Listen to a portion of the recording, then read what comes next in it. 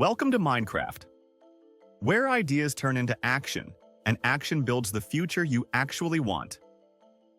What if I told you the super rich are playing a completely different financial game than you are? It's a game with a different rulebook. While you're playing checkers, earning a paycheck and paying taxes, they're playing chess, making moves that seem to bypass the rules entirely. The wealthiest people on the planet have perfected a three-step strategy to legally fund their lifestyles: the jets, the mansions, the billion-dollar companies, often without paying a single dime in income tax. This isn't a conspiracy theory. It's a fact, blown wide open by a ProPublica investigation that used leaked IRS data. They found that titans like Jeff Bezos and Elon Musk have had years where they paid zero in federal income taxes. How? They don't earn money like you and I. They use a powerful and shockingly legal loophole called buy, borrow, die. And today, we're breaking down exactly how it works. Let's get into it. For most of us, the money game is simple. You work a job, you get paid, and the government takes its cut before you even see it. That's earned income, and it gets taxed heavily. But the ultra-wealthy aren't playing that game. Their wealth doesn't come from a salary.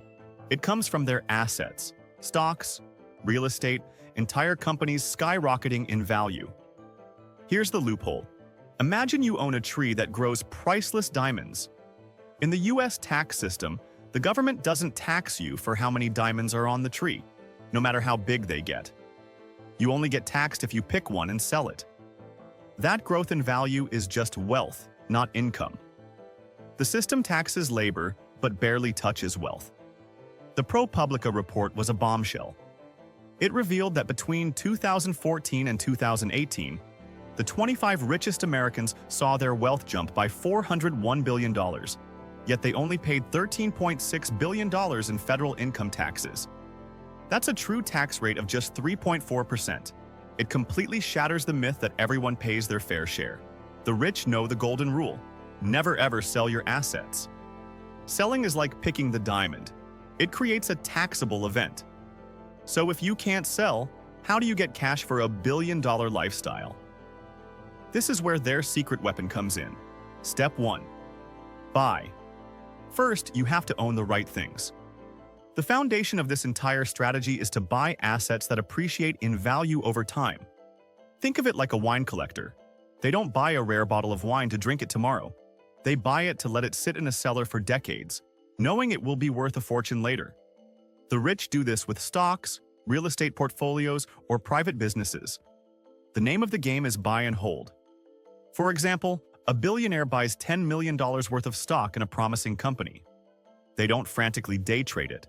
They sit on it for years. As the company grows, that stock might become worth $50 million. That $40 million profit is called an unrealized gain. It's real wealth. It adds to their net worth, but because they haven't sold the stock, they haven't picked the diamond, it's not realized. And if it's not realized, there's no tax to pay. No bill from the IRS. They are $40 million richer without paying a cent of capital gains tax on it. While the average person is on a treadmill of earning and getting taxed, the wealthy are on an escalator of owning and appreciating. They're building a mountain of wealth that they'll leverage in the next, most crucial step. Step 2. Borrow. This is the secret sauce. This is how they turn that on-paper fortune into tax-free cash. They have a mountain of wealth, but it's all tied up in their assets. So, do they sell? Never. Instead, they borrow. They walk into a private bank and use their stock portfolios as collateral for enormous loans. It's very similar to how a homeowner takes out a home equity loan, but on a god-tier scale. Instead of borrowing against a $500,000 house, they're borrowing against a billion-dollar empire. These are called securities-backed lines of credit, S-blocks, and because they are secured by such valuable assets, the interest rates are incredibly low, far lower than any credit card or personal loan you or I could get. And here's the genius part.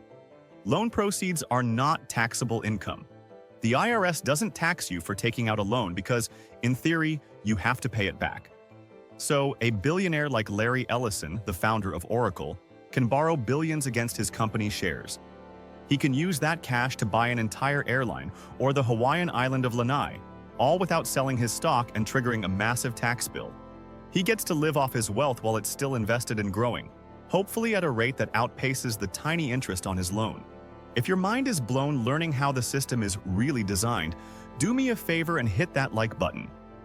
And if you want to keep learning the financial secrets of the ultra-successful, make sure you subscribe, because the final step is the most unbelievable part of this entire loophole. Step 3. Die.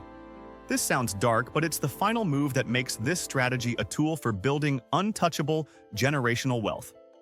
It's the checkmate. What happens to the appreciating assets and the massive loans when the individual passes away? This is where a feature of the US tax code called the stepped-up basis works its magic. Think of it like a giant reset button that's pushed at the moment of death.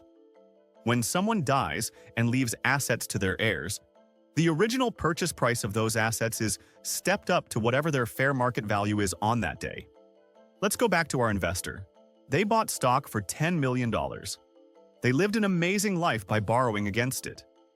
At the time of their death decades later, that portfolio is now worth $100 million. Their children inherit it. Because of the stepped-up basis, the IRS essentially pretends the children just bought the stock for $100 million. The old $10 million price tag is ripped off and replaced with a new one. What does that mean? The entire $90 million in appreciation that happened over their parents' lifetime is never taxed. It just vanishes for capital gains tax purposes. The heirs can sell the entire portfolio the next day for $100 million and pay zero capital gains tax. The loans are typically paid off by the estate, but the benefit is locked in, a lifetime of gains passed on completely tax-free. This is how dynasties are built, a perpetual wealth machine protected by the tax code itself. You might be thinking, why isn't everyone doing this? The honest answer is, this is a VIP room and the cover charge is millions of dollars. First, you need a mountain of capital to start. A bank won't give you a low-interest S-block against a few $1,000s in a Robinhood account. This game is reserved for people who are already wealthy. Second, it's a high-wire act. It's not risk-free. If your asset values drop dramatically in a market crash, you could face a margin call. The bank's safety net disappears, and they can demand immediate repayment or force you to sell your assets at the worst possible time. It requires a portfolio so massive and diversified that it can survive a financial hurricane. So that's the playbook. Buy appreciating assets and hold them forever. Borrow against them for tax-free cash to live your life.